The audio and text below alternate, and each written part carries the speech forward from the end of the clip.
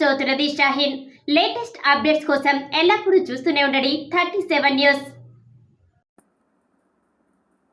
తెలంగాణ రాష్ట్రంలో అధికారంలోకి వచ్చిన కాంగ్రెస్ ప్రభుత్వం ఎన్నికలకు ముందు 6 గ్యారంటీ పథకాలను అమలు చేస్తామని హామీ ఇచ్చిన విషయం తెలిసిందే. అధికారంలోకి రాగానే అమలు చేస్తామని ప్రకటించింది.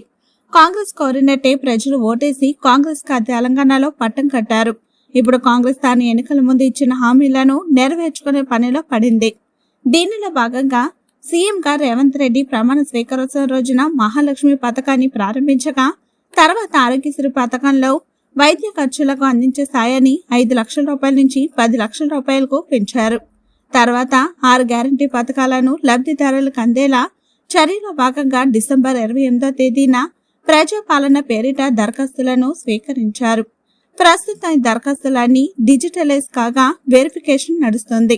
ఈ ప్రాసెస్ పూర్తయిన వెంటనే 200 యూనిట్ల ఉచిత కరెంట్, 500 రూపాయల గ్యాస్ సిలిండర్ పథకాలను ప్రారంభించనున్నారు. అయితే 200 యూనిట్లు ఉచిత విద్యుత్ పొందాలి అంటే కొన్ని షరతులు పెట్టింది. తెల్ల రేషన్ కార్డు ఉన్నవారికి 200 యూనిట్ల ఫ్రీ కరెంట్ లభించనుంది. గృహజ్యోతి లబ్ధిదారులు తప్పనిసరిగా ఆధార్ ధృవీకరణ చేయించుకోవాలని తెలంగాణ విద్యుత్ శాఖ ఇటీవల చెప్పింది. ఈ మేరకు గెజిట్ నోటిఫికేషన్ కూడా జారీ చేసింది. బయోమెట్రిక్ విధానాల్లో ఈ వ్యాలిడేషన్ పూర్తి చేస్తేనే ఉచిత కరెంటు పథకంలో పేర్లు నమోదవుతాయని పేర్కొంది. అలాగే ఒక ఇంటికి 1 మీటర్ ఉన్న వారికి ఈ పథకం అమలు అవుతుంది. అద్దె ఇళ్లలో ఉన్నవారు సైతం ఈ స్కీమ్ ను పొందవచ్చు. అంతేకాకుండా రేషన్ కార్డుకు ఆధార్తో లింక్ అయి ఉండాలి. విద్యుత్ వినియోగం 200 యూనిట్లు మించిన బిల్లులు పెండింగ్ ఉన్నా ఈ పథకం వర్తించదు. 2022-2023 ఆర్థిక సంవత్సరానికి 2181 యూనిట్ల లోపు వాడకం ఉండాలి. అంటే సగటున నెలకు 200 యూనిట్ల కంటే తక్కువ వాడి ఉండాలి.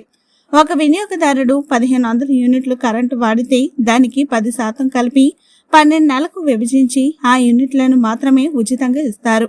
మిగతాది లెక్క కడతారు. ప్రతి నెల మీటర్ రీడింగ్ తో 10 రోజుల పాటు మొదటి వారంలోనే ఉచిత విద్యుత్కు లబ్ధిదారుల గుర్తింపు ఉంటుంది. మీటర్ రీడింగ్ తీసే సిబ్బందితోనే లబ్ధిదారులను గుర్తిస్తారు. మీటర్ రీడర్ కు ration card, Aadhaar card, mobile number link చేసి రీడింగ్ తీస్తారు. ఈ విధానంలో కరెంట్ ఫ్రీగా ఇచ్చే లబ్ధిదారులను గుర్తించి ఈ పథకాన్ని అమలు చేస్తారు.